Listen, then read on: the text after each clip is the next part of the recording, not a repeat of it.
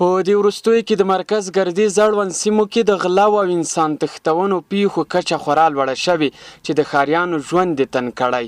2 ورځې وړاندې د ښار اړوند تیرې ښارګوټي سیمه کې وسلوالو غلو غوښتل چې د دولتي کارمندانو په نوم د تلاشۍ لپاره د خلکو کورونو ته ورشي او له دې لارې د وسلې په زور پیسې، وسایط او نور قیمتي توکي له ځانه سره یوسي چې تر پیژندل کېدو وروسته ځایي خلکو یاد کسان له موټر سره یو ځای نیولي او د اړوند حوزې پولیسو ته یې سپارلي دي.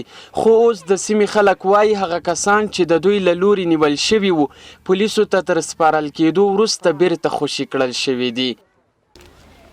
2 شپې مخکې دلته غلی راغلی وو، 2 موټر وو، سلا یې ورسره وو. تر څو چې موږ سلا له کور نه ورته باسله، کوم کسانو چې موږ سلا وو هغه ځانونه وباسل. 3 کسه چې خاله سلا وو هغه موږ ونیول. مسئولین پارېدل زه راتلم نو دی ما ته ودرېدل د دولتي په جامه کې چې امنیتي کارمندان یو، نور امنیتي کارمندانو ما د کرډو پوښتنه ترېنه وکړه چې ما ته کرډې وښیي، نو دوی ما ته لاس راواچو، نو لاس چنګاپ شو سره. نو دلته د ملي پولیسو یو رینجر هغه امیر د حوزې و قومندان و، هغه نه ما پوښتنه وکړم چې دی غله دي، دوی ونیسئ. ما نه توپنچه اخیسته، ما سره نور سامان و، دوی ما ته لاس راواچول. نو هغه دوی پیژندل، دوی چې والکه دا خو پیژنم، وایي چې زه بس دی ما مرګلي دي، ما والکه دا خو غل ده. د یادې سیمې خلک د غلاو پیښو کې تر ډیره پولیس ښکیل بولي او وایي دا ډول پیښې ډیری په هغو سیمو کې رامنځته کیږي چې هلته د پولیسو پوستې موجودې وي. په دغه ځای کې چې موږ دوی ونیول، دغلته یو سړي نه 3,000 روپۍ اخیستې، یو دوکاندار و، هغه غریب دا شاته کورونه یې، موږ یې کورو شاته کورونه لري، هغلته 3,000 روپۍ اخیستې. موږ په هغه ورځ هم راووتلو خو دوی تښتېدلي و نه وو. په دغه ورځ باندې خدای پاک فضل و، موږ په موقع لاس په لاس باندې ونیول په دغه ځای کې.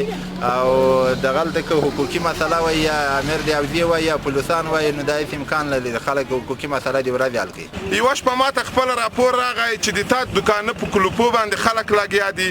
زه خپله د چانټې او توپک سره راووتلم چې دلته راغلو غله تښتېدلي وو. نو دا څه رقم تعالی وروره د دولت نه هم دا خواهش ده که چیرې په دولت کې داسې غله پوډاریان نشیان وي، نو دا خو خلک ولا نه په دولت باندې اعتبار وکړي، نو څوک همکاري ورسره وکړي.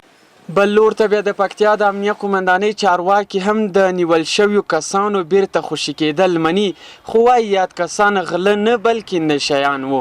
امنیه قومندان مل پاسوال محمد عثمان جانباز د خلکو دا ادعا ردوي چې په دې وروستیو کې دي د ښار او اړوندو سیمو کې د غلاو پیښې ډېرې شوي وي.